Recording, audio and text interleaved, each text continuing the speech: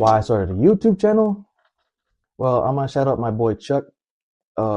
Sometime last year, I asked him what podcast he listens to because he would post on a story about a podcast, BOGEYSBIRDIES, and I asked him what the name of the podcast was. He gave it to me, and I started listening to him.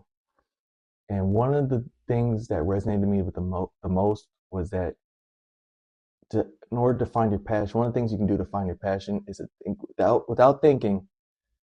You just count 1, 2, 3. What's something that you love to do that you can do every day without stopping, without thinking about it? You can do with no money and no incentives. You can just do it, hands down. That's it. 1, 2, 3. Golf. If I had the capability, I could play 36 holes each and every day without complaints. I can go not just play golf. I can go practice on the range. I can go to a putting green. I can work on my game. I can do it each and every day without stopping. I wouldn't complain one bit. I love to golf. It's an obsession. Something that I just wish I could just do all the damn time. So I was like, well, why don't you just post some videos on YouTube and on social media? Don't make it a goal to, be a content creator or an influencer or make money out of it. Just do it. Why not?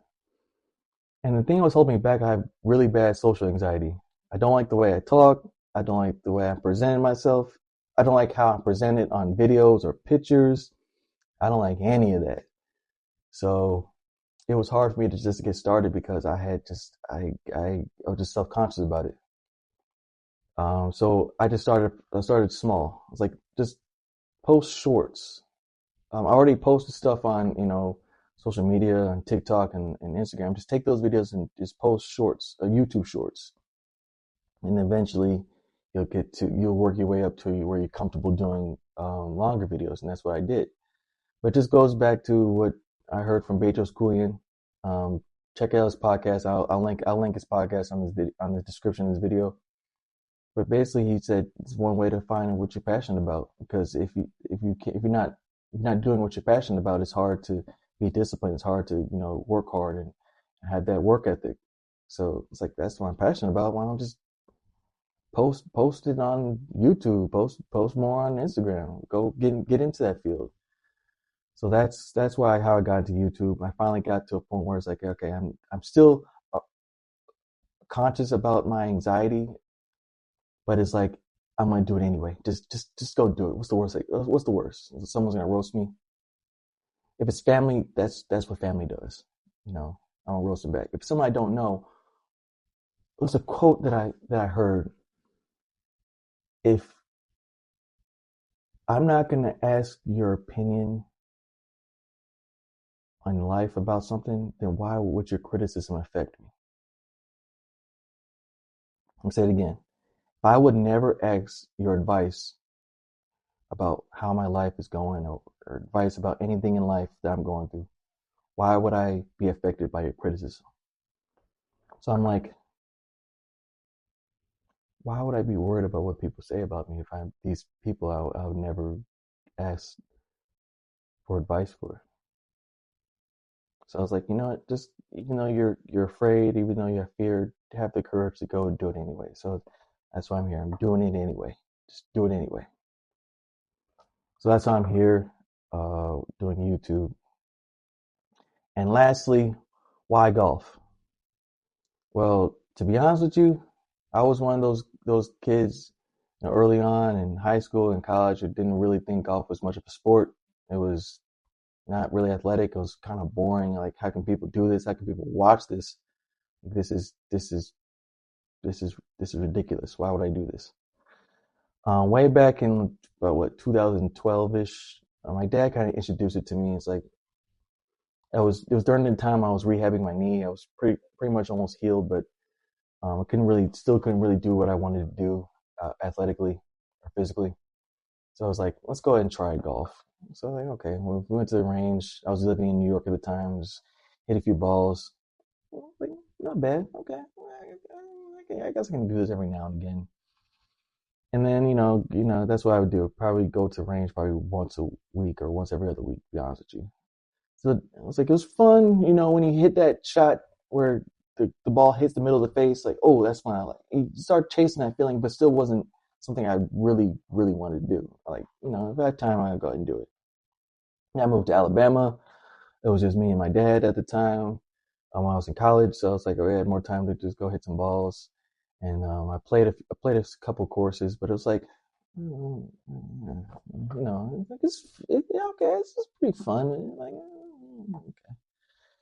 Then fast forward to when I moved to Texas. I had a buddy that I worked with who golfed a lot. So I was like, I played golf a little bit, and I had some hand-me-down clubs. So like, go ahead and play a few holes and here and there. And then I couldn't. It's like I don't know how you can do this 18 holes. I'm already fed up on hole 8. I'm ready to go home. I'm not really don't want to really be here the whole time. Here's what changed. I just people were kept telling me. I had actually had a few buddies at work that golfed, and they kept telling me, just go ahead and get a lesson, because you don't know what you don't know. You don't know what you're doing wrong. You don't know what to fix. You don't know how to fix it. You're not gonna fix it just while watching videos. So it's like, okay, I'll get a lesson. I got a lesson from a guy named his name was Chuck. My friend Chuck and the golf instructor Chuck, the two different people. Just make sure I don't confuse you guys. But I got a lesson from him, Perry Lakes. Really cool guy. And if you guys in the area, I would suggest getting a lesson from him. Real cheap for really good knowledge and good lesson. So he broke it down to where I could understand what I'm doing wrong and how to fix it. And I was becoming more consistent. I was like, oh, those shots you chase are coming more frequently. So it's like I feel like I can do it when I want to. When actually I couldn't, but I had that feeling in my head after that lesson. So it became something I chased and chased and chased. Now I'm starting to understand golf now, the terminology, the nuances. I'm starting to understand it now. So I was like, oh, so it's something I chased. I was like, okay, I want to try it again. I want to go see how my lesson worked now. I want to play. I want to see how this lesson works when I play. When I play and I have a bad round, it's not like, oh, I don't want to play this sport again. This sucks. This is stupid. Nothing worked. It was like, what did I do wrong? How do I get better? I need to go get another lesson. Maybe I need to go on YouTube, which was a mistake. I went down that rabbit hole and had like 13 different golf instructors on YouTube, and it kind of messed up my game a little bit. But still, it was like a feeling I wanted to chase. I wanted to learn more. I wanted to get more lessons. I wanted to get better. I was like, oh, there's a whole new world. I just wanted to learn more. It just got encompassed by it. It just became obsessive, where I just kept chasing. Just now I'm still learning. There's still so much I can learn from golf. Right now I'm trying to become more flexible so I can turn better, hit rotation. There's so much things I could do to get better. There's so many things I can learn about my game.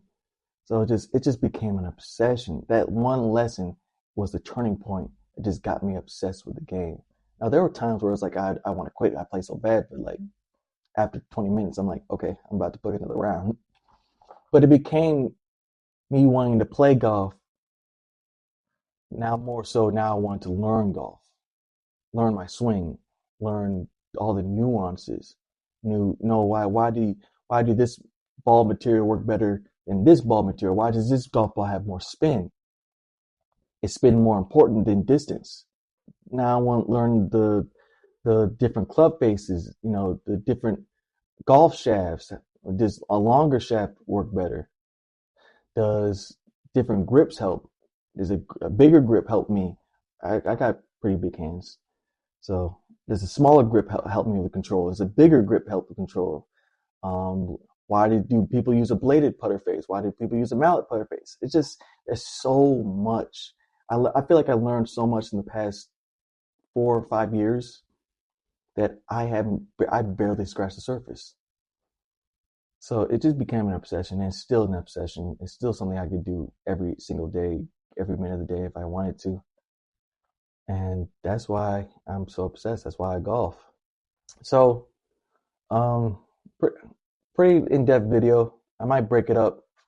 Hopefully not too long. I don't want to bore you guys, but uh, my lovely auntie-in-law, that is why. That is my why. So guys, post your questions in a comment of this video. You can go on my, I'll do more Instagram, questions, those story questions or whatever you call it. I'll do more of those. You go on my TikTok. I'm gonna post those in the description. So ask me anything. Ask me anything specific. Ask me anything in general regarding me, regarding my golf game. I'm an Eagles fan. Been one since 2003. Go ahead, ask away, and I'll answer your question, and we'll have another sit down here and just enjoy our time. So thanks guys for joining. Until next time.